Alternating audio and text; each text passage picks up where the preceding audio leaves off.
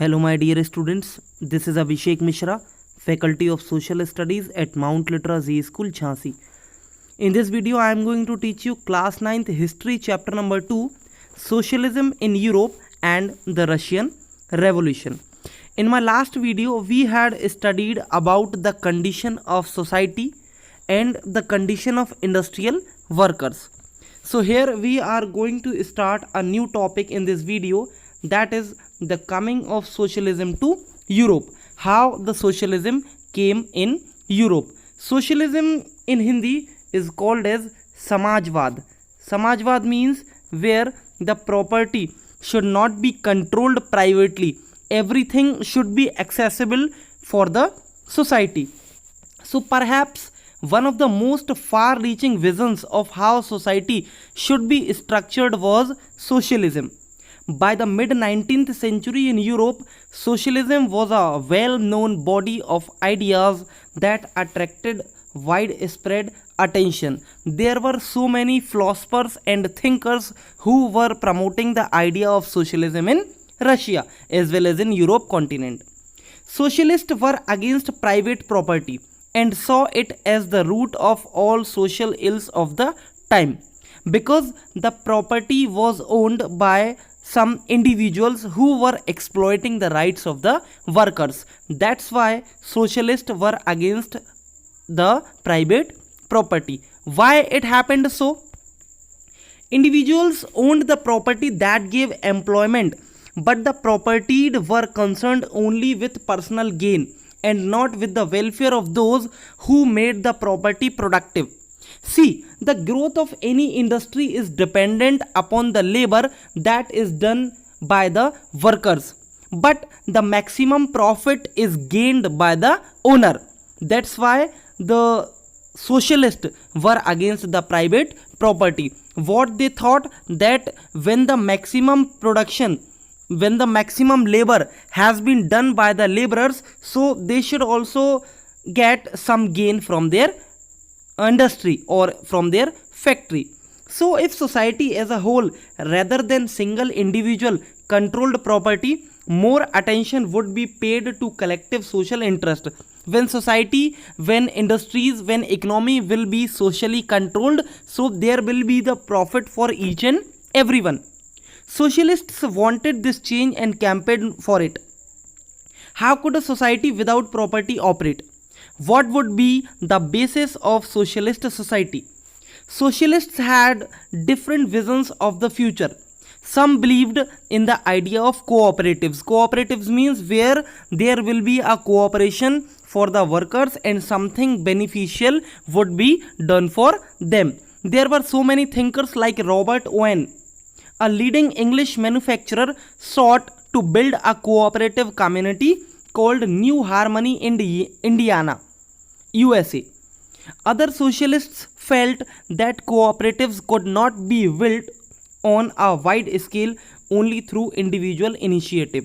They demanded that the governments should encourage cooperatives. If individuals were campaigning for the socialist property, that would not be completed. So the government somehow should encourage the cooperatives that will protect the rights of the workers.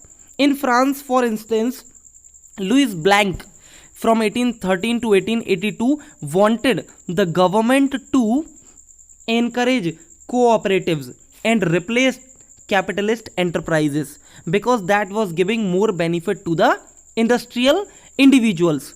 These cooperatives were to be associations of the people who produced goods together and divided the profits according to the work done by the members. So here benefit, here equality of economy will be given to one and all.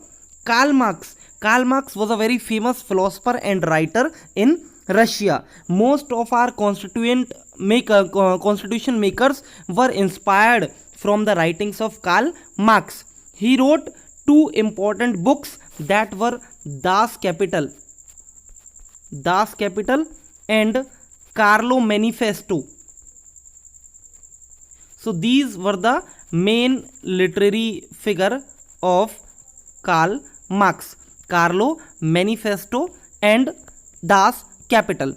So Karl Marx and Friedrich Engels added other ideas to this body of arguments. Karl Marx argued that industrial society was capitalist, means the power, the authority was holded by the richer section of the society. Capitalist owned the capital invested in factories, and the profit of capitalist was produced by the workers only. What they invested only their money in industries. Rest of the work was done by the laborers, means laborers were putting their more effort in making the production. The condition of workers could not improve as long as this profit was accumulated by private capitalist. The production, the profit that was earned by the factory, that was grabbed. Major portion of that profit was grabbed by the industrialist. So this is not going to improve the condition of the workers. Workers had to overthrow capitalism and the rule of private property. Marx believed that to free themselves from capitalist exploitation, workers had to construct a radically socialist society where all property was socially controlled.